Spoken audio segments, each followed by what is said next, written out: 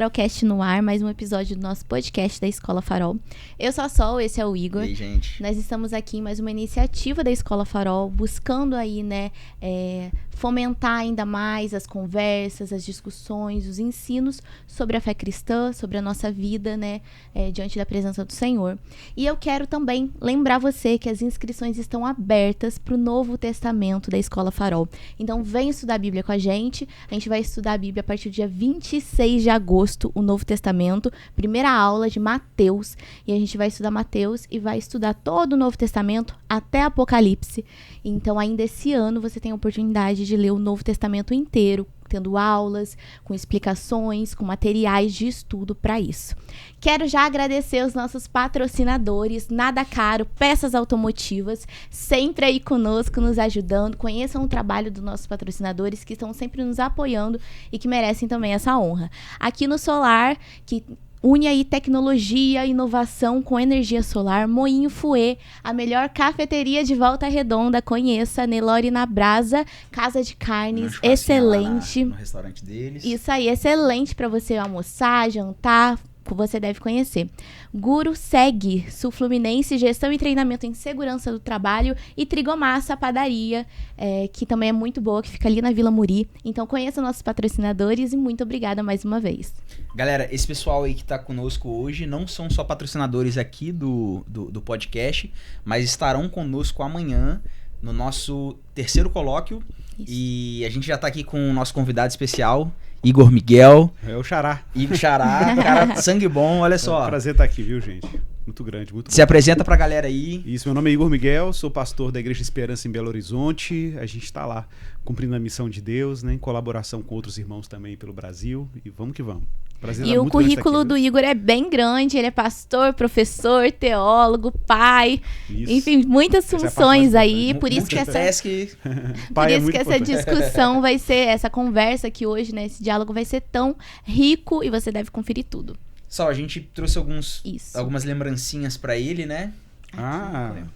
Que bacana. Algumas coisas especiais aqui. Olha, muito Tem obrigado, um kitzinho que todos vão receber lá amanhã no colóquio. Que excelente, excelente. Essa blusa é uma blusa que a gente produziu no final do ano, na nossa conferência Maranata. Vocês podem estar aguardando aí novos modelos nesse ano. Que isso?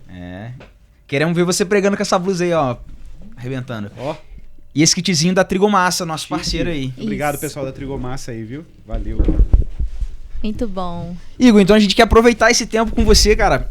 Eu tava comentando como foi legal o papo até aqui. Uhum. E você mencionou que quando você teve sua experiência com Cristo, sim, você se viu num anseio, numa fome de buscar uma intelectualidade cristã. Sim. E em primeiro momento não encontrou, né, uma intelectualidade evangélica. Eu queria que você já começasse falando, porque eu acho que a Escola do Messias tem um pouco a ver com essa dor, né? É verdade. Tem um pensador americano chamado Mark Knoll. Ele diz que ele diz assim, existe uma mentalidade evangélica. A questão é se existe uma mentalidade evangélica, né? Esse é um debate interessante, porque curiosamente eu me converti num contexto, assim, um contexto, digamos assim, eu me batizei num contexto pentecostal, mas fui ter uma experiência de fé num contexto muito pentecostal. Uhum. E uma experiência autêntica. Eu sou muito grato a Deus. E, claro, o movimento pentecostal no Brasil, a gente sabe do poder que esse movimento tem de levar Cristo para contextos inalcançáveis, né? E numa linguagem que as pessoas tinham acesso e tudo. Eu reconheço isso. Um amigo meu brinca, né, que as igrejas pentecostais vão gerar os reformados de amanhã. É uma brincadeira, né? Mas ele tem razão em grande medida, porque o poder de capilaridade do movimento pentecostal é muito grande. Capilaridade cultural, social, né? A gente tem que ser humilde nesse sentido, com certeza, de reconhecer isso, né? Mas não é só isso, assim. O pentecostalismo, num contexto pentecostal, existe esse lado, né, da capacidade de penetração cultural, mas infelizmente acaba que reproduz muito daquilo que a gente chama de um pietismo, né? O pietismo é esse movimento que valoriza a piedade, a experiência, o encontro com Deus, aquela coisa que é importante, claro, mas que acaba desprezando em alguma medida, às vezes não de maneira intencional, nem sempre de maneira intencional, a atividade intelectual como se fosse o inimigo do espírito, né? E eu não nego que existem armadilhas, né, no universo da atividade intelectual. Eu falo isso até no meu livro, que existem sim essas armadilhas, mas que na verdade existe uma maneira, porque essas armadilhas existem porque as pessoas às vezes acham que só existe um modo de você se envolver com a vida intelectual, mas na verdade existe um modo cristão de se envolver com a vida intelectual, né? E esse é o ponto, essa foi a minha descoberta. Foi de repente olhar e perceber que a gente tem uma tradição da nossa fé, na nossa fé cristã, a gente tem um tesouro de reflexão, de envolvimento com diversos campos da cultura, da ciência, etc. Né? Então, para mim, foi muito importante, porque a minha conversão foi muito associada, isso é engraçado, foi muito associada a uma descoberta do mundo da leitura, do mundo da reflexão. Então, tipo assim, eu me lembro que poucos dias depois da minha experiência de fé, nesse contexto pentecostal, porque foi uma experiência muito marcante, numa época muito específica, estou falando aqui do, sei lá, 96, 97, né? E eu tinha ali 16, 17 anos. Eu me lembro nitidamente de descobrir a Bíblia, de descobrir a leitura bíblica. Cara, apesar do livro da Bíblia estar lá em casa o dia inteiro e minha mãe crescer com aquilo, a Bíblia não parecia ser a mesma Bíblia. Eu abria, era um livro vivo, entendeu? Era um mundo. E eu queria entender aquele mundo melhor. Então, eu não demorei muito a investir em enciclopédias bíblicas, né? E já quis estudar as línguas bíblicas, pelo menos o grego, porque o hebraico foi uma conversa depois, né? Porque o hebraico é uma língua mais complexa e tal. Mas o grego, eu me investi no estudar o grego sozinho, em casa, né? Fui pro seminário, tipo, 6 meses depois eu estava no seminário. E eu nem sabia o que era teologia. Engraçado, uma amiga minha de escola fazia teologia e eu perguntei para ela assim, mas o que é isso, teologia? Olha que ironia, né, cara? E é o meu universo, assim, tipo, o mundo que eu navego predominantemente é o mundo teológico, né? Eu sou muito grato a Deus por essa experiência, por essa vivência, mas sem dúvida, eu vivi muito tempo nessa tensão, porque eu percebi uma vocação intelectual crescente, mas ao mesmo tempo eu percebia que aquela coisa da piedade, do amor a Deus, da adoração, do reconhecimento de quem Deus era um componente muito importante. Não só importante, ele era determinante, inclusive, para a minha tarefa intelectual. Essa sua experiência com Cristo, sua conversão, então te encheu de fome de sentido, né? E essa foi sua... Foi o ponto de partida, assim, cara. Legal. O ponto de partida. Porque, assim, essa coisa de você olhar para o mundo de Deus, eu brinco assim, né? Que o problema de nós adultos é que nós deixamos de fazer as perguntas que, quando éramos crianças, nós fazíamos, né? E as nossas perguntas eram muito profundas, se você for pensar. O que é a questão que uma criança traz, né? O que está além do azul do céu? O que está além daquele universo escuro? Qual o sentido da vida? Por que eu estou aqui? Né? Que coisa misteriosa é o tempo? Por que eu tenho esse corpo, essa mente, essas faculdades, essas sensibilidades, né? Então são perguntas que a gente tem... depois a gente vai reprimindo. Vai chegando na vida adulta, você vai reprimindo as questões sérias. Pra não ter que lidar com elas, Exato, né? Cara, exatamente. Pra não ter que entender, né? E tem uma música muito legal que chama A Simple Man, né? Apenas quero ser um homem simples, né? Eu acho que essa coisa o que é ser um homem simples? É ser uma criança, igual Jesus falou. Se você não for como uma criança, você não vai herdar, né? O reino de Deus. Então, assim, ser como uma criança é lidar com as questões que você reprimiu. E as questões eram essas, assim, era sentido, propósito, curiosidade, né? O que está por trás do universo, por trás desse mundo e tudo. Então o evangelho não foi para mim uma pedra de tropeço para isso, ao contrário, foi um convite. É Deus me convidando, vem e me conhece, me conhece pelo mundo que eu fiz, que eu criei, né? E é curioso, porque assim, não tem como isso ser um inimigo da devoção, entendeu? Sim. Mas é claro, se você já pressupõe que é um adversário, né? Ele vai se tornar um adversário, entendeu? E isso é muito interessante porque muitas das vezes essas dúvidas genuínas, esse interesse genuíno em conhecer a fundo é reprimido, né? Com certeza. Numa grande maioria. Mas tem uma razão histórica, né? A gente costuma dizer que tem uma razão histórica. Pouca gente sabe disso, mas de onde que vem, e quem minimamente navega no universo evangélico sabe disso, de onde que vem essa por exemplo, se você for para a tradição católica, os católicos não são anti-intelectuais. Mas na tradição evangélica é uma tendência. Não é protestante, é importante destacar isso. Assim. O protestantismo não é anti-intelectual. O anti-intelectualismo ele tem uma origem específica dentro da tradição evangélica. Que origem é essa? Essa origem é, basicamente, um cara chamado Jacob Spener. Ele foi fundador do movimento pietista no século XVII. O Jacob Spener ele era um luterano. E ele percebeu que os luteranos da segunda geração, ou seja, os filhos, eles não tinham o mesmo fervor e piedade dos pais. Por quê? Porque eles eram formalistas, eram muito moralismo, ficava moralismo. Não eram moralistas, eles eram nominalistas, assim, eram cristãos nominais, formais. Então eles achavam assim, não, se eu fizer a confissão de fé dos meus pais, tá tudo bem, eu sou um cristão. Né? Então, assim, é um cristão nominal. É um cristão por tradição já. Segunda geração já virou uma tradição, né? E aí o Jacob Spener questiona isso. Fala assim, não, vocês precisam descobrir a Cristo igual seus pais descobriram a Cristo e precisam confessar a Cristo como seus pais confessaram. E aí ele dava uma ênfase muito específica de que era necessário ter piedade, era necessário que o cristianismo dessas pessoas fosse baseado numa experiência pessoal com Cristo.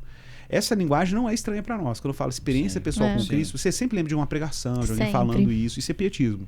O pietismo dá essa ênfase na fé como uma experiência. E claro, isso vai ter efeitos positivos? Vai. O movimento Morável nasce disso. Né? Famoso movimento Morável, grande movimento missionário. Os maiores, né? Os Moráveis vão influenciar quem? John Wesley. Charles Wesley, né? Os pioneiros. Acho que o encontro que ele teve foi no navio, né? Com irmãos Moráveis. Ele viu o fervor daqueles homens diante de um barco quase a pique e ele desesperado. Não, e quando ele chega no porto, o irmão dele já estava em contato com os Moráveis também. Quando ele volta da América, depois daquela experiência frustrante de missões no contexto americano, né? Ele saindo da Inglaterra e voltando. Mas olha que interessante, o movimento Morável, qual a descrição da experiência wesleyana? Né? Senti meu coração estranhamente abrasado. Experiência. Isso é pietismo. É ruim? Não, pietismo não é ruim. O pietismo está certo quando diz que a vida cristã é uma vida que o cristianismo lhe afeta as afeições. As afeições são atingidas pela graça. Não tenho dúvida. Isso não é necessariamente pietista, isso é mais antigo do que Agostinho. Sei lá, Agostinho já falava disso. Né? A tradição cristã já falava disso, de uma certa afetação pelo evangelho, mas tem os efeitos. Se você dá ênfase, eu costumo dizer que os maiores desvios doutrinários do cristianismo não estão no conteúdo, mas na ênfase. Então, às vezes, a ênfase não é bíblica num conteúdo bíblico. Então, por exemplo, claro que Deus dá dons, por exemplo, carismas, né? Só que se você achar que uma igreja avivada é só aquela que tem dons, e o dom é um sinal do avivamento, você vai dar uma hiperênfase numa coisa que nem a Bíblia dava ênfase. E aí você pode criar uma distorção, entendeu? Então, o pietismo gerou uma distorção. Qual foi a distorção? Primeiro, uma ênfase exagerada na experiência. Então a pessoa, sei lá, acordou de manhã, não teve nenhuma experiência. Será que eu tô mal? Será que eu tô bem? Vai numa igreja e não sentiu um negócio diferente? Será que essa igreja é espiritual? Né? Isso vira até um critério de juízo sobre quem Deus é, sobre quem você é em relação a Deus e tudo. Tem muitos perigos aí. E um deles, inclusive, é o anti-intelectualismo. Isso é típico do pietismo. Porque a ênfase é na experiência. Você tem o trauma do formalismo, né? Fala assim, que o pessoal sabia muita teologia, mas tinham poucas experiências com Deus. Aí você pode achar que, por exemplo, a letra é inimiga do espírito, né? A letra mata, o espírito vivifica, né? As pessoas usam esse texto aí de forma equivocada para justificar isso. Mas isso cria um buraco enorme na tradição cristã evangélica. Por quê? Porque agora você tem um monte de evangélico, pelo menos tivemos isso durante muito tempo, agora isso tem mudado um pouco. Mas durante muito tempo, nós tínhamos aqui no Brasil, particularmente, nossa influência é pietista, né? Muito grande por causa do pentecostalismo e tudo, e o movimento holiness, né, de santificação e tudo. Então, é claro que você cria um vácuo intelectual muito grande, então você tem poucas... Por exemplo, qual grande instituição de ensino acadêmico que a gente tem no Brasil hoje que foi construído por evangélicos, entendeu? Sei lá, tem a Univangélica em Anápolis, algumas instituições metodistas que estão inclusive fechando algumas. Em Belo Horizonte fechou uma grande universidade metodista por causa do liberalismo. Mas se você pega, por exemplo, a Univangélica, ótimo, né, de origem congregacional, primeiras missões evangélicas no Brasil, fantástico. Mas acabou, isso, sei lá, Unicesumar, outras assim. Mas você não tem grandes nomes, igual você tem Cambridge, Harvard, Oxford, né, sei lá, que são instituições que foram impactadas por iniciativas cristãs, né?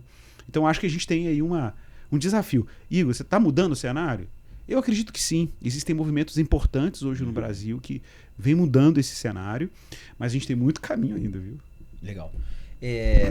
O que eu acho que quando a gente, hoje na altura, você falou de 96, né, quando você teve essa experiência, o que você vê hoje no cenário brasileiro, o preparo, igual você falou, veja uma mudança no cenário nacional.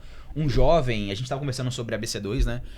Um jovem que sente um chamado intelectual, sente um chamado para a área da ciência, como começar a ordenar esse chamado, a servir o Senhor, né? Com o seu preparo, né? Porque não é só... É isso aí. O que você vê hoje, o que um jovem comum que sente chamado para essa área da erudição... Então, 2013, a gente estava, né, batendo papo aqui antes, Em 2013, quando a gente teve aquelas manifestações de rua no Brasil, e o pessoal chamou de Marcha do Vinagre na época, né? Porque o pessoal usava Aqui o em Volta Redonda vinagre. a gente tava aqui gritando, declarando. A Marcha do Vinagre chama vinagre porque o pessoal botava o vinagre num paninho para evitar o efeito dos gases lacrimogêneos, né? Era a Copa das Confederações, né? E o pessoal fazia aqueles movimentos, né? O Antônio Carlos Costa fez um movimento do Escola Padrão FIFA, era um lema, Escola Padrão FIFA, né, e tal. Muito desvio de dinheiro, né? Era um absurdo. E o Brasil foi pra rua, e foi uma coisa muito interessante. Então, um amigo meu que usava uma analogia, que ele dizia o seguinte: você olhava pra rua, não era uma manifestação assim polarizada, tipo igual a gente tem, a esquerda um dia vai pra rua, outro dia a direita tá na rua. Não, era uma marcha plural em que você era nítido. Foi algo muito genuíno, né, cara? Foi. Como aconteceu, né? A mobilização. Com certeza. E você via na rua, evidentemente você via na rua a timeline do Facebook. Você girava a timeline, você via a timeline na rua. Era muito louco isso. Você tinha um bloco do pessoal LGBTQIA+, você tinha o bloco dos evangélicos, tinha um bloco dos monges católicos. Eu vi isso em Belo Horizonte. Um monge do movimento feminista, um bloco do movimento feminista, você tinha um bloco da galera de universidade, e era uma coisa muito plural. Sim. Não quer dizer que não havia ali divergências e tal, mas a galera meio articulada. Aí o pessoal, qual era a pauta, né? O pessoal perguntava, a Dilma perguntava, qual era a pauta? Qual é a pauta? Não, tinha uma pauta comum, uma demanda comum, né? Era contra a corrupção, né? Algumas coisas assim. Mas assim, enfim, mas essa época também houve, a gente já vinha numa conversa antes, um grupo de amigos, era um movimento muito orgânico, alguns nomes as pessoas já conhecem, né? Surgiram desses encontros. A gente tinha uma associação de reflexão intelectual, a gente já conversava sobre política, cultura, sociedade civil. Cara, não tinha ninguém no Brasil conversando sobre essas coisas de forma muito, assim, intencional. A gente tinha até publicações na época, alguns livros nasceram dessas conversas. As primeiras conversas no Brasil sobre cosmovisão cristã, né? Isso, gente, estou falando aqui, sei lá, 2006, 2007, né? Foi antes de 2013, mas 2013 é meio que a gente chegou lá meio preparado. Sim. Por exemplo, um livro, né, que é o Cosmovisão Cristã e Transformação, pela Ultimato, foi fruto dessas conversas. O livro Fé Cristã e Cultura Contemporânea, também na Ultimato, são artigos de múltiplos autores. Mas em 2013 a gente percebeu a necessidade de um movimento de unidade. E aí a gente começou um outro movimento muito orgânico chamado Movimento Mosaico. E a gente escreveu um livro que é o Igreja Sinfônica, foi publicado pela Mundo Cristão, está disponível na internet, pode encontrar. Então, eu, Marcos Almeida, o Davi Lago, o Guilherme de Carvalho, né, um grupo de amigos, Rafael Pijama, o Carlão lá de Goiânia, uma galera, a gente se juntou e escreveu um livro sobre unidade. Né? Então isso foi muito importante para aquele momento. A ideia do mosaico mesmo estava muito ligada à unidade. E a gente começou a produzir muita coisa na área política, na área de reflexão mesmo. Enfim, virou um fórum, né, e um movimento. Desse movimento nasceram várias coisas. O Pedro Dulce, né, foi um dos autores, inclusive o organizador do livro. O Pedro Dulce, alguns conhecem pelo Invisible College, né? O Invisible College, por exemplo, é um exemplo de um projeto de formação cristã e formação intelectual cristã em diversos campos. Ele escreveu um livro, né, um dos primeiros livros em português, muita gente não conhece. Ele tem um livro, o primeiro livro do Pedro que ele publicou era o Ortodoxia Integral. É um livro que foi publicado assim, em pouca penetração, mas um livro sensacional, porque era a época do debate sobre a teologia da missão integral. Estava bombando no Brasil nessa época. Aí ele escreveu Ortodoxia Integral, e depois ele escreveu Inteligência Pra Quê, né, que é um livro muito importante, marco também.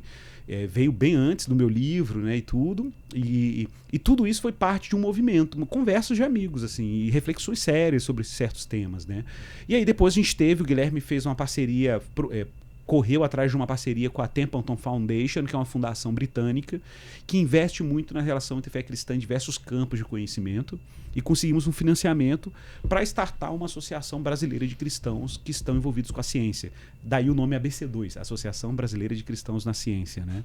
E aí começou a chamar muita gente de universidades, centros de pesquisa, diversos campos de ciência, desde a biologia, né? E começamos um projeto de publicação de livros, tradução de livros. Vários estão aí dispostos em português, pela Ultimato e pela Thomas Nelson Brasil, né? Coleção Fé e Ciência, aquelas coleções, sobre vários temas, né, ligados a tecnologia. Gente, isso aqui é uma conversa tão legal de falar, porque vocês têm que pensar o seguinte, que, sei lá, 2010, 2007, a nossa conversa, cara, como é um cristão se engajar, por exemplo, com TI? Como que um cristão pode se envolver com arte? Como que um cristão... Cara, não tinha nada, não tinha absolutamente nada em português. E aí vem o Rodolfo Amorim, né? Escreve um livro lá, traduz o livro do Hans Huckmacher, né? Que todo mundo conhece por causa da música do Marcos Almeida, né? Eu A li o gente tem Huckmacher. na nossa livraria lá, na nossa biblioteca. E tem um monte de gente cantando que leu o Huckmacher e nunca leu o Huckmacher. Mas leu o Jean Paul Sartre. Essa é uma piada clássica. Né? O Hans Huckmacher foi um marco, porque ele é um grande pensador cristão da história da arte, né? A arte não precisa de justificativa. A arte não precisa de justificativa. Então, o Hans Huckmacher foi um pioneiro. O Marcos Almeida, né? Ele é um marco nesse momento também, porque Marcos é um marco, ok. Mas ele é um marco, ele é um marco, né? De fato. Marquito, eu mando um abraço para ele, um queridão. Marquito é um marco nesse sentido porque ele startou um movimento muito importante de cristãos produzindo música cultural, sendo integralmente cristãos. Porque você tinha cristãos produzindo música cultural? Tinha. Mas não... Que música, né? Entendeu? Ou então, claro, o gospel é óbvio, né? Mas assim, o não gospel nem sempre era integrado. Sim. Então, quando tinha, o cara sumia no mundo secular musical e acabou. Mas o Marcos Almeida não. Ele produzia música esperançosa, cristã, música que qualquer pessoa pode pegar e apreciar, vibra, né, no coração da espiritualidade das pessoas, mesmo não sendo cristãs. E isso veio muito dessa tradição do Hans Huckmacher. Ele admite isso, fala isso, né? Então, eu me lembro como se fosse hoje, a gente lá no Labri, né? Para quem não conhece o Labri, é um movimento muito importante aí. Recomendo que você visite. Labri quer dizer refúgio em francês, e depois a gente pode falar um pouquinho. Mas eu me lembro lá atrás, no início do Labri no Brasil, Marquito sentado na varanda com a gente na rede, com um EPzinho com 3, 4 músicas do Palavra Antiga, né? Quem não se lembra aí do Palavra Antiga, vai no Spotify, escuta aí, quando tinha banda, né? E ele tocando a casa, né? E era uma delícia. E era o início de tudo isso, né? Era o início de um movimento cristão cultural e que hoje está se desdobrando aí em vários outros movimentos. Nossa, assim, hoje você tem aí o Coletivo Candeeiro, né? E muitos movimentos que nasceram de outros movimentos e que virou isso que a gente vê no Brasil, sabe? A gente não tinha esse tipo de discussão na minha época, na década de 90, isso era inviável, era inimaginável no Brasil. Você ficar preocupado de, caramba, eu sou cientista, o que Deus tem a ver com quando eu vou pro laboratório? Não existia essa preocupação, né? Nessa época eu tava queimando cartinha do Pokémon. eu do Magic da Gathering. Oi, Igor, como pastor, como um educador, né? Que é professor, é teólogo, e como alguém que participou de todo esse movimento também político, como que você acha que é a melhor forma de realmente conectar isso? Igreja, política, educação. Ótima pergunta. E como que elas podem, né, de fato, encontrar esse caminho? Pois é. São universos distintos. Quando você fala de educação, você tem um universo específico. Quando você fala de política, é outro universo, a gente sabe disso. Então, a gente acompanhou muitas coisas nesse período, assim. Eu já tive minhas épocas de muito engajamento com internet, de debate público. Não, assim, eu não me considero uma pessoa, assim, um treteiro. Polêmico. Um polêmico, não. A gente fazia conversas sérias na internet, apesar de que, claro, inevitavelmente a polêmica acontecia, porque não tinha jeito. Mas, assim, eu gastei muita energia com isso e foi bom, foi importante para marcar uma posição cristã alternativa. E por que eu falo alternativa? Porque só tinha dois caminhos para quem estava nesse momento da história. Ou você virava um cristão completamente alheio a qualquer coisa do campo cultural, ou você ia para uma coisa mais progressista, um liberalismo teológico, que foi uma alternativa para algumas pessoas, não muitas, mas para algumas. Muita gente, a gente falou, não, peraí, tem um caminho alternativo. O caminho alternativo é que é possível você ter autocompromisso com a fé evangélica na sua natureza confessional, bíblica, leal à escritura, sem esse papo de revisar a Bíblia e revisar as escrituras, sem isso, e você ao mesmo tempo ter um profundo compromisso com ciência, sem fazer isso de forma infantil também, superficial. É possível, isso é possível. Sim. Mas para você mostrar que isso é possível, você dá os exemplos, né? Então era o trabalho todo de trazer publicações e tal. No campo da política, curioso, tem um vídeo antigo nosso de 2013 que chama Cristianismo Público, que a gente fez um encontro. Eu brinco que esse vídeo é legal porque o vídeo apareceu lá na frente falando e o Pedro Dulce na primeira fileira, ele estava assim, terminado a faculdade de filosofia, estava na teologia, terminando a teologia, né? E ele assim, uma cara crítica pra mim, né? Hoje virou meu amigo. Né? Viu, Pedro? Isso é pra você. E aí, nesse vídeo, né? A gente tá lá falando sobre fé e política. E aí meu trabalho lá é basicamente dizer pra igreja, olha, se você, cristão, não entender que o seu cristianismo é público, em qual sentido? De que a sua fé tem o que dizer em termos públicos, você vai se secularizar. Né? O que é se secularizar? Você vai cair na conversa iluminista de que a fé é uma questão de foro íntimo. Sim. E aí você vai abrir mão da esfera pública. Se você abrir mão da esfera pública, e eu não estou dizendo aqui que todo cristão tem que se envolver com a esfera pública. Eu estou dizendo que o cristão tem que estar envolvido com a esfera pública em algum nível. Sim. Então, se você se ausenta desse território, esse território é ocupado. Sim. Exatamente. Tá? Então, assim, não é, e também não acho que... E é outra tentação. Aí tem muitos cristãos que, ao descobrirem que a fé não pode ser privada, partem para o outro extremo, que é o que a gente chama de dominianismo cultural. Que é o que? Não, feliz é a nação cujo Deus é o Senhor, e a gente tem que ter uma nação cristocêntrica, teocêntrica, aí vira quase uma teocracia, né? Que também não é cristão, não é protestante, até para ser mais específico. Os católicos às vezes têm essa tentação, alguns católicos. Mas o protestante não pode cair nessa. Por que não pode cair nessa? Porque a gente não tem como missão uma salvação cultural. A gente tem como missão salgar o mundo. A gente tem que sinalizar o reino, mas não estabelecer o reino. Estabelecer o reino é um trabalho de Jesus, é do Messias, né? Da A igreja. salvação da cultura vem no reinado messiânico. É isso, né? é isso, entendeu? A gente estava discutindo isso agora recente. Perfeito. Num livro do Rushduni, Bases Bases Fundamentos Sociais do Ocidente, né? Sim, exato. E ele fala muito sobre isso, né? Esses dois polos, né? Exato. Onde Cristo ele tá. A gente precisa de uma fé pública, né? Um testemunho real da igreja, mas é o Senhor que encerra essa era. Exato. E a gente não pode ter a pretensão de estabelecer o reino, né? Então, assim, mas o que a gente faz então? A gente sinaliza. E o que é sinalizar? A gente dá demonstrações. A gente são demonstrações que são uma espécie de antegosto do reino de Deus. Então vamos dar um exemplo. Você tem uma igreja numa comunidade em que vocês têm uma presença cristã muito sólida na comunidade, em que vocês demonstram sinais de misericórdia, compaixão, acolhem pessoas vulneráveis, vocês incentivam crianças a saírem do analfabetismo, você cria oportunidades educacionais. Estou dando exemplo. Não necessariamente a igreja faz isso. A igreja pode, por exemplo, apoiar uma organização social que faça isso. Né? Mas, claro, a igreja também pode fazer isso no sentido em que ela vai penetrando na comunidade, ela vai acolhendo pessoas de repente têm um horizonte de esperança, não tinham antes. Então essa presença cristã na comunidade, ela é uma espécie de antegosto. Porque onde tem injustiça chega a justiça, onde tem um desamparo chega o amparo.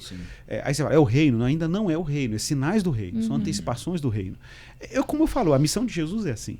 Né? Jesus, ele fala, o reino de Deus está perto de você, está aqui. Mas está aqui porque ele está lá. Não é porque está estabelecido de forma absoluta sobre o mundo visível. Mas Jesus ressuscita mortos. Né? Jesus multiplica o pão, Jesus acalma a tempestade. O que é isso? Ele está sinalizando o reino. É como se ele fosse ao mundo vindouro e antecipasse o mundo vindouro no tempo presente. Então, muito do nosso trabalho é fazer isso. Né? Então, isso é revolucionário em certo sentido. Por quê? Porque como cristãos, a gente não consegue mais olhar para a vida e entender que a nossa vida é assim, não, vou engavetar a minha fé aqui, eu vou lembrar que eu sou cristão. O Rodolfo brinca, né? O Rodolfo Amorim. Ele brinca assim, a gente canta no domingo, ele é o leão da tribo de Judá, mas na segunda ele vira um gatinho, né?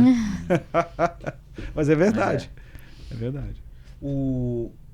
E agora chegando o período da eleição, né? Acabou que chegamos aqui Chegamos no ponto da política. Como você e Guilherme, como pastores, né, locais, como vocês têm essa preocupação de preparar o povo para esse período eleitoral? Ou já é algo que vocês fazem de uma forma continuada? Porque existe um extremo, né, que infelizmente tem em alguns locais, algumas comunidades, você ultrapassa, né, a autoridade do púlpito e às vezes deixa um representante, um vereador, um candidato e acaba... não sei se profanando, mas fugindo do papel do púlpito, da igreja, né? Até, né? E como vocês fazem isso? Como vocês preparam? Existe uma atenção maior nesse período que está mais próximo? Ou é algo já cadenciado que vocês então, estão preparando assim, o seu povo? É curioso porque muita gente poderia dizer assim, a melhor forma que a igreja tem de se posicionar politicamente é sendo neutra politicamente. Não é o nosso caso. A gente é uma igreja que tem uma teologia política. A gente tem uma teologia política. E a nossa teologia política definitivamente não é o conservadorismo no seu formato como ele aparece no Brasil, que é um formato mais, até diria, neoconservador do que conservador propriamente dito, mas obviamente também não é progressista, não é revolucionário. Então a gente usa as categorias políticas bem claras assim sobre o porquê que a gente não se posiciona explicitamente como conservador no sentido político. A gente é conservador no sentido moral, certamente, isso é inevitável para todo cristão bíblico, né? O que não significa conservadorismo moral não pode, claro, ser associado, por exemplo, com moralismo, que é uma outra conversa. Sim. A gente sabe que isso não é evangélico no sentido lato do termo, né? Mas a gente tem, por exemplo, um princípio muito simples na igreja, que é nosso púlpito serve para uma função, é pregar o evangelho. A gente não abre mão disso. O púlpito, inclusive na nossa igreja, para quem conhece a nossa igreja sabe, o púlpito é um lugar muito estimado. Então a gente preza demais, porque a gente entende o peso do púlpito cristão. A gente faz isso com muito temor a Deus, muito respeito a Deus e muito amor a Ele, pedindo que Deus nos dê graça, inclusive, para que a gente não atrapalhe aquilo que a gente está comunicando ali na igreja. Então, tem uma sacralidade. A gente não quer violar essa sacralidade por nada. Então, assim, o púlpito não pode, em hipótese alguma... Assim, imagina, a gente já evita ao máximo que o púlpito seja um lugar de autopromoção. Sim. Tipo assim, não pode dar serviço nem de eu, pastor. Eu, por exemplo, nós evitamos intencionalmente ficar falando muita coisa da nossa vida pessoal no púlpito, contando histórias muito pessoais, exceto se isso tem ilustração ali para uma pregação ou outra, mas a gente não quer ofuscar a função do púlpito. Que dirá alguém que está com um projeto de política pessoal, partidário, sem chance. Então, assim, já começa por aí a conversa. E, claro, às vezes a gente está na arena pública, eventualmente a gente vai fazer crítica a algum tipo de candidato. Defender um candidato como pastor eu não faço, né? Assim, um candidato a presidente e tal. Eventualmente eu já fiz o seguinte, de apoiar um colega irmão que eu conheço, que é a pessoa que eu conheço, que tem ali um projeto, sei lá, para a prefeitura numa área educacional que eu acho interessante, um vereador, já aconteceu de eu apoiar assim, falar, poxa, fulano tal tá aí, gente, bacana o projeto dele. Mas assim, pegar uma figura política de mais peso, né? Se é um candidato à presidência, que a gente sabe que todas as guerras acontecem geralmente nessa instância, aí até governador, assim, eu evito ao máximo. Até porque a gente nem conhece, hein, de fato, a pessoa, Claro, né? exatamente. Então, assim, não dá pra você dar... Assim, a gente, como formador de opinião, tem que tomar muito cuidado com isso, sabe? Mas, assim, de novo, a gente tem uma preocupação de equipar politicamente a igreja. Em que sentido? Fornecendo subsídio teológico para ela ter critérios quanto aos candidatos que ela escolhe. Mas vou dar um exemplo bem simples. Por exemplo, uma pessoa pode chegar na época da eleição e ela fazer um cálculo pragmático e dizer assim, olha, os dois candidatos não prestam, por exemplo. Mas, sei lá, de repente ela olha e fala assim, cara, acho que o Brasil, tá, assim, o atual presidente está ignorando muito assim, a população pobre. Ela pode fazer um cálculo e ela assim, cara, eu vou votar, sei lá, no cara da esquerda porque ele tem uma preocupação social, pelo menos ele vende isso. Então eu vou votar nele. E ele, cara, a pessoa às vezes nem é de esquerda. Ela não é de esquerda. Mas ela, de forma pragmática, porque ela fala, não tem outro jeito, se eu não botar esse cara no poder, assim, esse povo vai continuar sendo ignorado. Estou dando um exemplo. Sei lá, de repente você faz um cálculo assim, não, eu acho que as pautas ambientais são importantes e eu acho que eu vou votar no fulano de tal, que é mais, sei lá, de centro-esquerda, ou social-democrata, porque ele vai se preocupar mais com pautas ambientais. Essa pode ser uma preocupação? Pode. E a pessoa faz um voto pragmático, e não é porque ela adota o pacote esquerda completo e etc. Então, acho que essa é uma liberdade de consciência que a gente precisa dar ao povo de Deus e à igreja local. Pode acontecer o contrário também? Pode. A pessoa, de repente, fala assim, nossa, eu queria que tivesse mais liberdade dentro da igreja para que a pessoa pudesse, sei lá, o mercado tivesse mais liberdade econômica.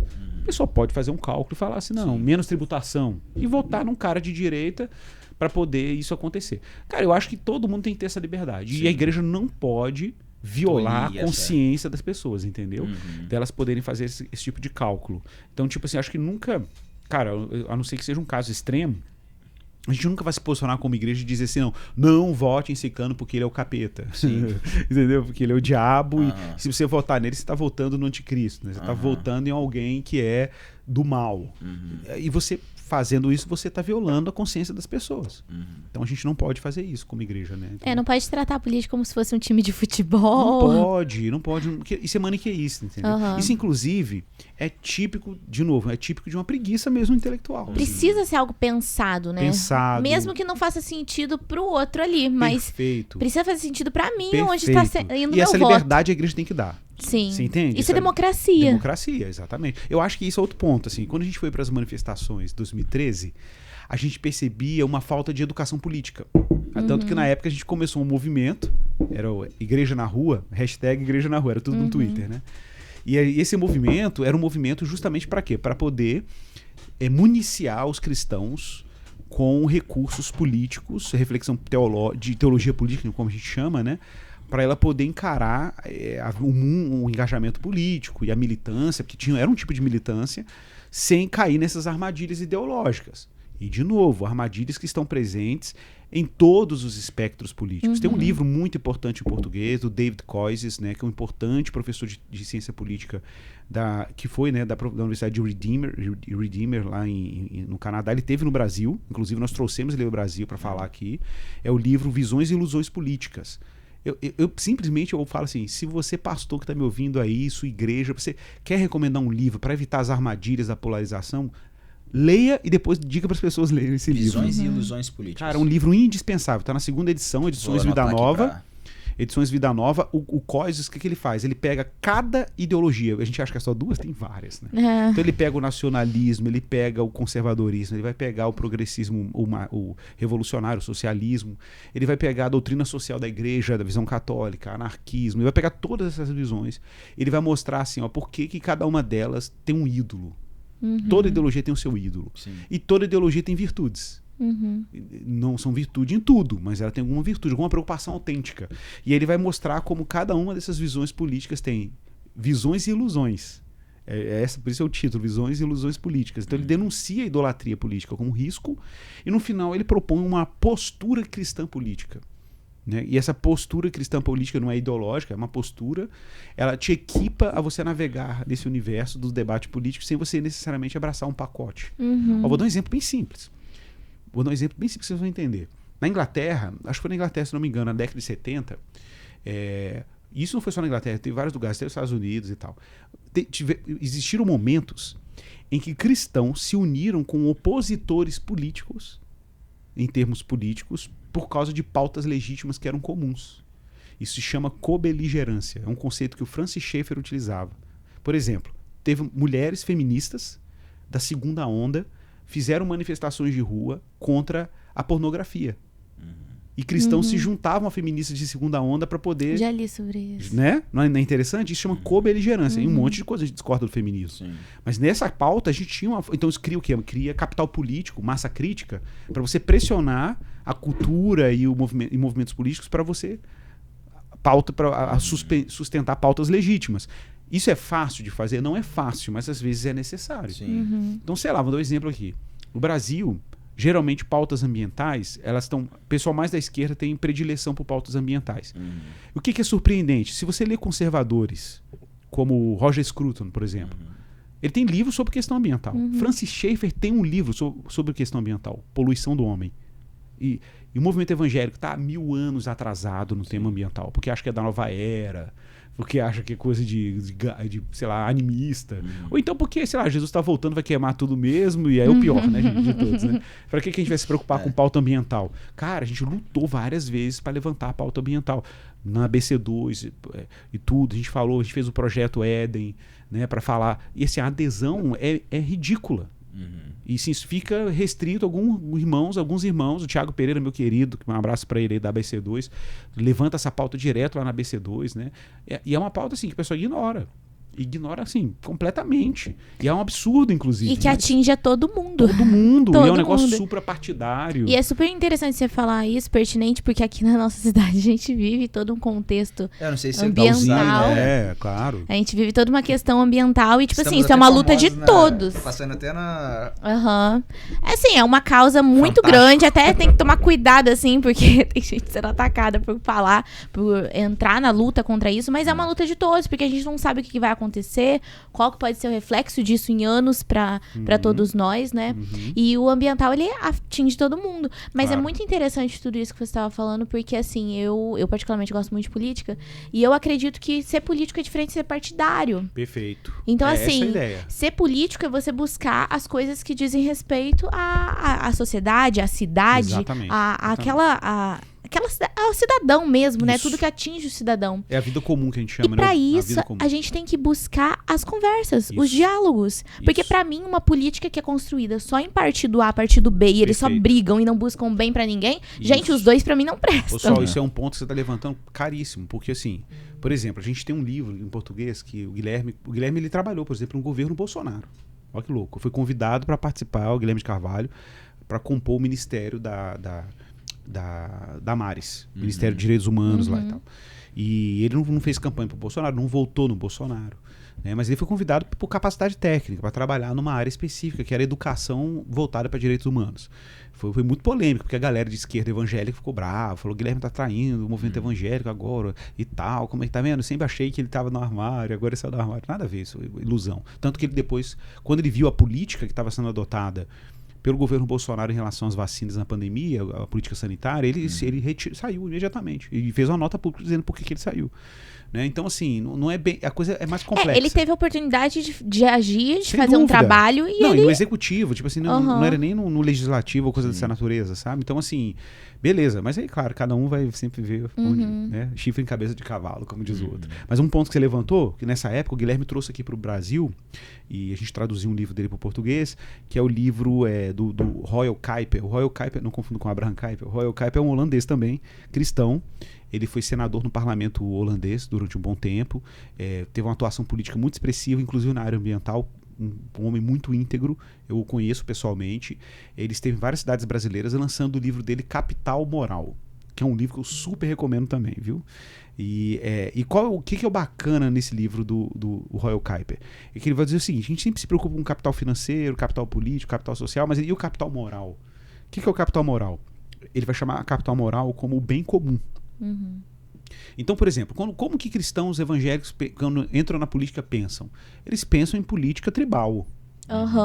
Política tribal. O que é política tribal? Política para favorecer o evangélico. Exatamente. Não que isso não tenha seu lugar. Liberdade religiosa é uma pauta cara, que tem que ter realmente gente lutando. Né? A liberdade religiosa, para mim, por exemplo, é uma pauta que não tem jeito. Se não for a bancada evangélica, de vez em quando levantar lá, né, e tudo, já era. Então, por exemplo, mas a pauta moral, toda vez que fala de evangélico, política é pauta moral. É aborto, é a questão de gênero, orientação sexual, identitarismo. Beleza, também eu acho que tem coisas importantes aí quando isso ameaça a liberdade das pessoas, né? Mas, tirando isso, é muito raro a gente ouvir cristãos ocupados com o bem comum, entendeu? Exatamente. Na política. Que você descreveu.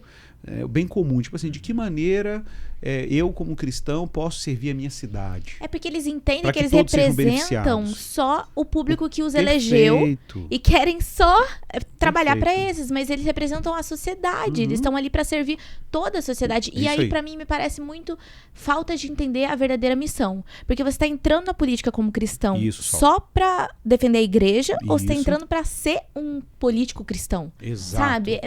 É muito diferente. Exato. E defender a igreja, a gente precisa de entender que tipo de defesa a igreja precisa. É. De um testemunho na sociedade ou de, tipo, Perfeito. as minhas causas, né? Em primeiro lugar. Perfeito. Então, esse é o ponto, viu? E esse livro é um livro legal, porque ele vai falar justamente sobre como que o bem comum também, ele não é feito só por política.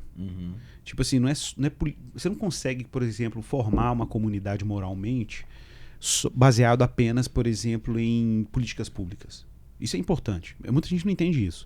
Ó, todo mundo elogia. Suíça.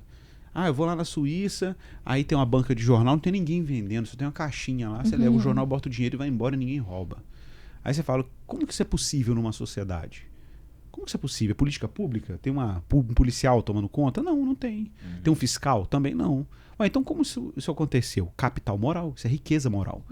Mas como que a riqueza moral foi produzida? Não foi políticas públicas. São instituições que produzem capital moral. Em específico, na Suíça, obviamente, a instituição é a igreja. Sim. São os valores morais que foram forjados pelo cristianismo. Hoje é todo mundo secular. Na história, Olha né? que louco. Foi algo que a história Hoje levou. a maioria é secular, não quer nem saber de Deus, bicho. Eles são tudo ateu. A maioria ali é ateu. Aí você fala, mas como é que continuou o valor? Porque o capital foi produzido uma riqueza. Sim. É uma conquista cultural. Então, por exemplo, a gente fala aqui do Brasil. E a gente fala dessa contradição.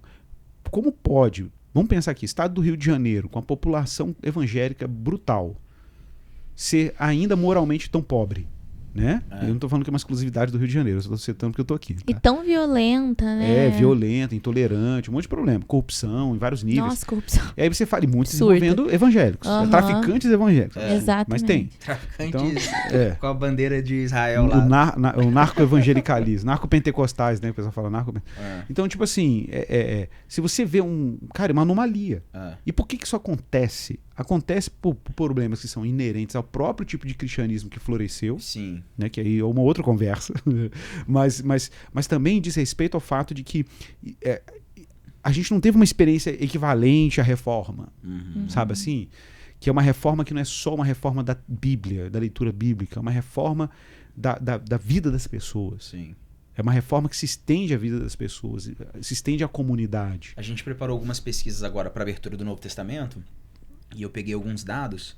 Se não me engano, Evangelical Fellowship fez uma pesquisa em 2018 para ver a quantidade de cristãos protestantes leram a Bíblia toda no Brasil. E o cálculo foi de 10%, cara. 10%. 10%. Isso. E aí entra... Acho que foi até SBB mesmo que fez... Eu quero ver essa pesquisa, viu? Você me manda. Você vai ver no Coloca Me, a gente fez top vários vídeos com as pesquisas. Pastores na Iberoamérica, né? Aqui nessa... 55% dos pastores nunca leram a Bíblia toda. Meu Deus do céu. E aí uma das pautas que a gente tem batido na Escola Farol os crentes perderam a capacidade de pensar biblicamente porque eles simplesmente não leem a Bíblia. Não leem. O problema é muito mais básico. Como não pensar biblicamente? Então, isso aí, olha aí. Então, o que é a reforma? A reforma é a Bíblia. E por que ela causou a revolução que ela causou, entendeu? Então, tipo assim, se a gente tem 50 e poucos % de pastores que não leram a Bíblia, né? A gente tem 50% de reforma não feita. Não, e a gente tá falando de simplesmente ter lido a Bíblia uma vez, né? Sim, que assim, tipo... exato. Uma vez. Pior ainda, né? O cenário é pior. É muito pior. A proporção minha não tá sendo... É muito pior. Não, e isso entra em tudo que você estava falando antes, né? Porque falta o pensar, né? Você lê pra você entender, pra você pensar, meditar sobre aquilo, criar um pensamento, uma opinião. Mas a gente tem, infelizmente, um cristianismo muitas vezes de pode ou não pode. As pessoas só estão preocupadas, tipo assim, tatuagem pode ou não pode? Crente pode beber cerveja ou não pode? Tipo, se resume a isso. Exato.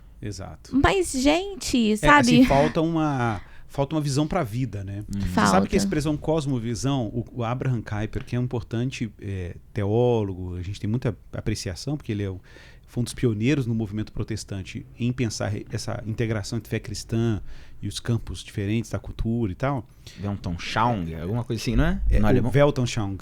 Né? Mas então, ele usava outra expressão, nem era Weltanschauung. Ele usava uma expressão que a tradução literal do holandês seria biocosmovisão. Biocosmovisão.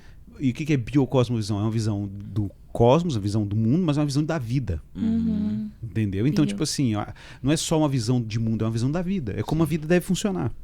Então, acho que o que falta para nós é uma biocosmovisão, sabe? Falta uma compreensão de que a gente tem que ter uma visão para a existência. Sim. Tipo assim, Deus é um Deus que está ocupado e preocupado com questões básicas, ordinárias, comuns, até os campos mais complexos da vida. Assim. Tem interesse que a gente se envolva com esses diversos campos em algum nível. Igor, todo mundo é chamado para fazer ciência? Todo mundo é chamado? Claro que não, óbvio que não. Mas todo mundo é chamado a viver diante de Deus. Sim. Corandel. Sim. A gente é chamado a viver diante de Deus. Todo mundo é chamado a ler a Bíblia. Claro, por favor, né? Cara, a gente conversa, você pega o estado do Rio, né? O primeiro... Se eu não me engano, o primeiro martírio protestante foi aqui na Baía de Guanabara. Isso, a Carta de Guanabara. E você pega, cara, a carta escrita, você pega a confissão daqueles irmãos que eram leigos, né? Eles não eram pastores. Exato. Não, enviados por João Calvino. Eram eram os huguenotes, não era? Era os huguenotes? Eram huguenotes franceses, exatamente. Cara, como que pode? Agora a gente pega talvez uma escola, um seminário teológico que não consegue escrever uma carta como aqueles leigos escreveram. Estranho. Não, mano, assim, não precisa ir muito longe. Você pega, por exemplo, cara, quantas heresias e quantas distorções doutrinárias nascem no Brasil, porque o cara pega uma Bíblia assim e faz uma começa a pregar ou às vezes nem lê. Você lembra daquela piada do Vai Adultera, né? Que o cara da Globo tá entrevistando um pastor que era um suposto pastor, que eu acho que não era pastor, que ele morava na Bahia, ele tinha 3, 4 esposas. Cara, a gente teve um caso aqui na cidade vizinha. O cara ouviu de Deus que era pra ter uma segunda mulher, que a outra ia ser levada embora por Deus. Não E foi esse caso, não? Vai adultera? Não, é um caso aqui. Esse caso é famoso, assim, o cara da Globo. E até hoje Deus não levou outra mulher, o cara tá com... Ai, meu Deus. O cara vai ver que é ele, hein? Não sei se é na Bahia ou era aqui, vai saber. Aí o cara tá com a Bíblia aberta, o jornalista tá ali, mas onde você achou isso na Bíblia? Já vi. Aí ele pega Osés ali, que Osés, né? Deus mandou Osés ir lá casar com uma prostituta. Aí ele fala, tá aqui, ó, tá na Bíblia, ó. Vai, toma e adultera. Né? Aí o jornalista fala, não é adultério, é adúltera. Tem um acento aqui, não tem não? Pelo amor de Deus, bicho. Tipo assim, analfabetismo funcional isso aí. Tem um nível de acento, o cara errar uma... Entendeu? Então, Gente é piada, do céu. parece piada. Mas essas coisas malucas acontecem por quê? Porque, olha só que coisa interessante, né? Se você pensar que quando Lutero traduz a Bíblia do latim para o alemão, para que o povo comum tivesse acesso à Bíblia, lembrando que o povo comum era analfabeto. E aí o povo comum se alfabetiza para poder ler a Bíblia. Para quem não sabe, o alemão moderno hoje, a gramática do alemão moderno, grande parte dele foi construído a partir da Bíblia de Lutero. Porque ele tinha que definir coisas gramaticalmente que não tinham sido definidas. A gente não precisa de muito longe. Você pega a educação brasileira, a alfabetização, escolas dominicais, uma grande... Grande parte. Minha avó foi alfabetizada lendo a Bíblia. Foi alfabetizada porque ela queria ler a Bíblia. E você, como educador, como que você acredita numa proposta, talvez até... Eu não sei, mas quantas comunidades carentes, né? Quantas... Que poderiam ser alcançadas com a Bíblia, com a alfabetização. Eu sinto muitas das vezes falta desse vigor de uma escola dominical, não do que ela veio se tornar, mas da proposta inicial dela, de atender órfãos, de atender vulneráveis. Essa educação que a igreja teve interesse de levar até as comunidades, pessoas... e bíblica, né? Por exemplo, é engraçado que eu vou dar um exemplo aqui do contexto haitiano, né? O contexto haitiano, o contexto africano. Eu visito muitas missões nesses contextos, né? E lá você ainda vê aquela igreja assim, mano, que ela tá lá presente, é uma igreja que tá lá presente e é uma igreja que tá assim, sei lá, ela tá lá e ela tá presente, ela tá preocupada em transformar a igreja nos dias ociosos numa escola. No Haiti eu vi isso muito no Haiti. Isso é demais. Eu vi isso em Moçambique e vi isso no Haiti. Então elas nos dias ociosos, elas funcionam como um projeto social, como escola, alimenta crianças. Eu tive num projeto de um pastor brasileiro que mora quase 15 anos em Moçambique, na cidade da Beira. É impressionante. Pastor Edson, um querido, um abraço para ele. Um irmão que eu tenho um amor profundo, um irmão pentecostal. Mas aqui eu falo que ele é pentecostal raiz, assim, né? Da Bíblia, da pregação, sabe assim, apaixonado, bíblica. E o pastor Edson, ele faz uma coisa linda, ele tem um trabalho, chama Miúdo Feliz. Miúdo Feliz é criança feliz, porque miúdo é o português, né, de Moçambique. Aí é um projeto com que você olha... Gente, eu tenho essa foto, assim, é um mar de crianças, 1000 crianças que eles alimentam. Entendeu? E trabalha educação com essas crianças, alfabetiza, eles aprendem português lá. E irmãos que estão investindo na formação e educação para educar essas crianças a alfabetizar. Então o evangelho chega, mas chega um projeto de educação junto, sabe? Então, assim, a gente ainda no Brasil subestima muito o poder civilizatório da igreja cristã, sabe? Assim, o potencial que ela tem. Mas, assim, muita gente que critica, a gente sabe disso. A gente na universidade ouve isso direto. Mas é quem tá lá na favela? Quem tá lá na periferia? É a igreja evangélica, aos trancos e barrancos. Mas ela tá lá na periferia. Né? Ela tá lá nas comunidades. Né? Tem aquela brincadeira tem até um livro em português, né? A religião mais negra do Brasil. Né? Então, qual é a religião mais negra do Brasil? Não é o candomblé. Sim. A gente sabe que não é. Nem de perto. Nem de perto. A religião negra do Brasil é o pentecostalismo, cara. Esse é um fato. Isso é um dado... Vai pra qualquer bairro carente, se cara, você encontrar uma Assembleia de Deus. É isso, mano, é isso. É porque ela tá chegando. Na verdade, o candomblé é uma religião branca no Brasil. Predominantemente branca, gaúcha. Nem é Bahia, né? É gaúcha. Entendeu? Então vejam que ironia, né? Sim. Então é isso, sabe? É isso. Eu acho que a gente precisa reconhecer que esse capital, vamos dizer assim, aí é um capital religioso e com potencial cultural muito relevante. Não, totalmente. Eu gosto de citar o meu exemplo. Eu sou filho de imigrante e filho de uma mãe negra nordestina, mulher, né, claro, que veio do Nordeste para o Rio de Janeiro na década de 70, que foi ter o ensino médio depois que os filhos já estavam criados. Pensa. E tipo, o que me escolarizou? O que me colocou na universidade? Não foi uma mãe rica, um pai rico, porque não era o caso. né? Não foi um pai e uma mãe... meu pai até era um cara muito culto, mas era um culto assim. Meu pai tinha um curso técnico, mas era um cara que lia, cresceu no Velho Rio, então ele tinha acesso a teatro, tinha acesso a coisas, porque ele morava no Velho Rio. Mas era um filho de imigrantes, que falavam português muito ruim, falavam árabe, né, dentro de casa e tal. Então, tipo assim, como é que eu tive acesso à cultura? Foi pelo cristianismo, cara. Quem me levou para a vida intelectual, para a vida universitária, ter interesse, aprender 3 idiomas, né? Então, foi o evangelho. Eu sou muito grato a Deus pelo poder que o evangelho teve de me levar para esse universo, entendeu? Mas eu lamento muito, porque às vezes o jovem está ali na igreja e sente uma inclinação. Hoje a gente tem um outro cenário. Eu brinco assim que o pastor hoje, que forma hoje, que não minimamente... a exigência teológica é muito maior. Cultural é muito maior. Década de 90, você tinha uma grande população evangélica iletrada. Os filhos dessa geração já estão indo para a universidade. O jovem que chega na minha igreja hoje, eu falei para você, né? Que a gente fez uma pesquisa. Eu vou compartilhar. Eu fiz uma pesquisa na minha igreja em Belo Horizonte. A gente fez uma pesquisa quantificada, de quantidade mesmo. Assim, a nossa igreja é uma igreja que tem uma circulação aí de, sei lá, 1.000 pessoas, 1.200 pessoas ali circulando na igreja. E a gente fez uma pesquisa da escolaridade dos membros da nossa igreja e pessoas que frequentam a nossa igreja. Caramba, a gente tem 80% dos nossos membros ou estão cursando o curso superior ou já concluíram o curso superior. 50 e poucos % possuem mestrado ou doutorado. Uau, isso para a realidade do Brasil... Menos de 1% no Brasil, com certeza. Então, imagina. Mas já começa a se tornar uma realidade em muitas igrejas. Sim. E é um paradigma da liderança também. Você vê como que a liderança tem um poder de modelador. A famosa frase, o exemplo arrasta, né? Arrasta, perfeito, exatamente. Então, tipo assim, a geração nova de pastores, ela precisa estar muito atenta a isso. Por quê? Porque não é a mesma galera da geração anterior. Quem está indo para a igreja hoje são jovens escolarizados, curso superior, muitos com especialização, com questões que a geração anterior não sabe mais responder. Não sabe. Então a gente precisa formar melhor essa geração de pastores. E isso é uma responsabilidade muito grande também, porque um jovem universitário que às vezes sente um chamado do Senhor, quer conhecer a Deus, se ele chega numa igreja que não tem preparo, que não tem ensino, ele vai olhar e vai falar, o que eu tô fazendo aqui? É melhor eu ficar longe daqui. E sabe o que é pior, Sol? É que às vezes quem oferece uma pseudo-resposta é o pastor de uma igreja progressista. De uma teologia liberal, assim. Eu vi muita gente assim, porque assim, eu me formei em faculdade federal, fui crente, Deus ali me guardou mesmo, porque eu vi muita gente se perdendo no caminho. Indo pro progressismo. É isso mesmo. Muita gente. E esse é o problema, entendeu? O problema é o seguinte, é tipo, então vocês estão oferecendo que uma proteção. Não é proteção, não. A gente está mostrando que não precisa. Não precisa. Você pode. Olha só, vamos considerar isso aqui. Eu sempre falo isso. Quem foram os financiadores dessas instituições todas que eu citei aqui? Vamos pensar em Yale, que teve a participação de Jonathan Edwards, entendeu? Na construção. Pensa em Harvard, Cambridge, sei lá. Pega as grandes instituições mundiais que são respeitadas, que têm origem protestante. Aí você tem que se perguntar assim, quem foram os financiadores dessas instituições?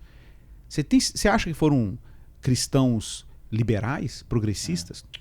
Era um cristão que acordava de manhã, cria na Bíblia, orava com a família no café da manhã, eram piedosos, financiavam missões globais. E os propósitos iniciais dessas faculdades era a formação de pastores, né? Filosofia, teologia. Exato, e depois foram para os campos de conhecimento formal.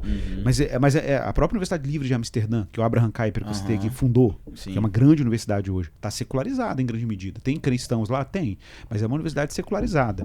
Mas começou com... Tem lá um busto do Kuyper lá. Você entra lá dentro, tem um busto do Abraham Kuyper lá em Amsterdã. Cara, mas se você olha, quem financiou aquilo ali? Era o pessoal da Igreja Reformada Livre de Amsterdã, que eram crentes piedosos, que adoravam a Deus domingo a domingo, temiam a Deus e tal. Aí eu brinco com o pessoal, né? Depois que os cristãos, ortodoxos, né, que a gente fala, o termo é esse, né, conservadores na teologia, constroem essas instituições, aí vem os progressistas para parasitar essas instituições. Porque não tem outro termo, não. Eles vêm para parasitar, entendeu? E enfraquecer e até depois fechar. Como aconteceu com a Metodista lá em Belo Horizonte, que tinha uma faculdade teológica lá, mas a instituição toda faliu. Né? Por que fecha? Fecha porque os pastores mesmo das igrejas locais falam assim, eu não vou mandar meu candidato ao ministério para estudar uma instituição dessa, para o cara voltar para cá descrente.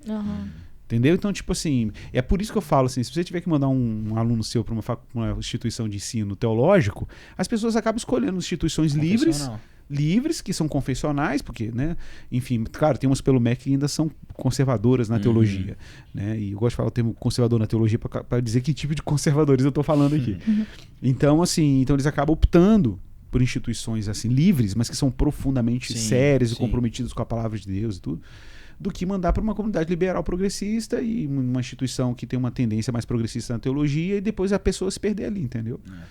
É claro, eu costumo dizer, a pessoa se perde geralmente porque ela tem uma relação já meio doentia com a fé, né? Porque, igual quando você não sabe nada, você apela o quê? Deus me proteja, e você vai, ora e encara a universidade, no pior das hipóteses, né? Mas você fala assim, cara, você vive conflito, mas você não abre mão da fé.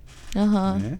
Mas, claro, se a gente puder municiar a galera para poder navegar nesse universo sem se perder, é o melhor que a gente pode oferecer, né?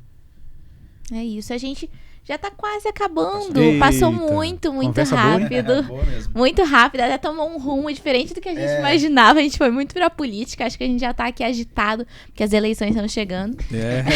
Isso ainda porque são municipais, hein? Isso. Mas muito, muito legal. Eu queria perguntar, né, você tem um recado para educadores. Com certeza, o livro do Igor Miguel, gente, A Escola do Messias. A gente tem estudado esse livro, inclusive ele vai falar um pouco dele também amanhã. Isso. E a gente tem estudado esse livro, a gente tem um grupo dentro da Escola Farol, né, que é o grupo da Forward, é um núcleo das pessoas que já fizeram a Escola Farol, já leram a Bíblia inteira, né, e querem se aprofundar em algumas coisas, e tem uma inclinação pro pastoreio, pra liderança, pro ensino. Então ali a gente desenvolve vários estudos e a gente até que organiza os eventos, né, anuais da escola. E aí a gente tem estudado esse livro, a gente leu, né, acho que foram uns 2 capítulos por mês, né, Igor? E a gente foram as sessões, né? Todo mês a gente discutiu uma sessão. A gente discutiu uma sessão, quem faltava tinha que mandar síntese. Então, a gente leu mesmo. Estamos aqui cheios de expectativas. Se você quiser falar um pouco sobre o seu livro. Então, gente, o livro A Escola do Messias, né? Eu até brinco aqui atrás, a pergunta é: onde está a sabedoria que perdemos com o conhecimento? Porque eu tento demonstrar nesse livro que, sim, o cristão ele foi chamado para ser intelectualmente ativo, mas existe um modo cristão de fazer isso. E muita gente se perde porque quer fazer de um modo não cristão. E o modo cristão de fazer isso é encontrar os fundamentos bíblicos e canônicos para uma vida intelectual cristã, é o subtítulo, inclusive, né?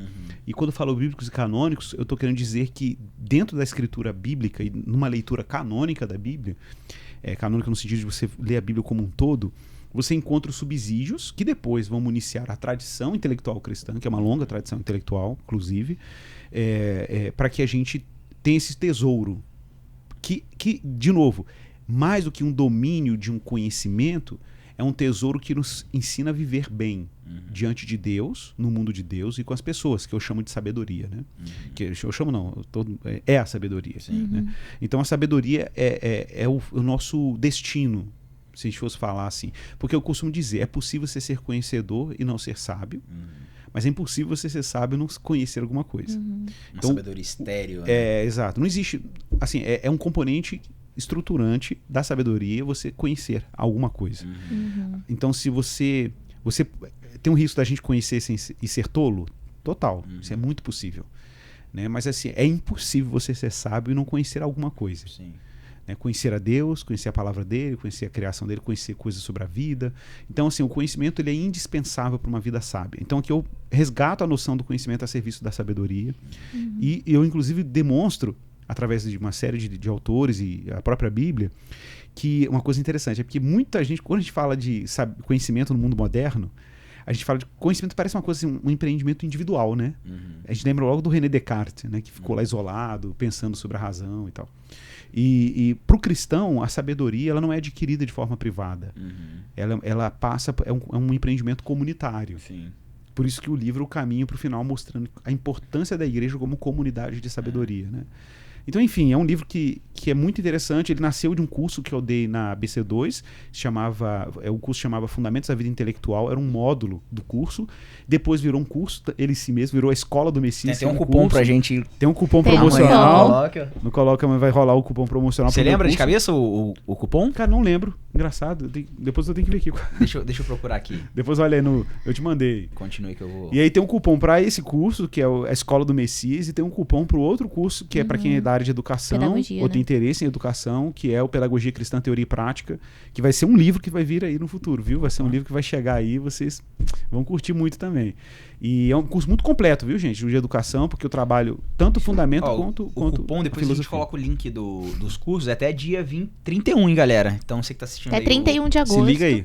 Cupom curso 20, a gente coloca no descritivo do vídeo coloca. pra esses 2 cursos que o Igor falou.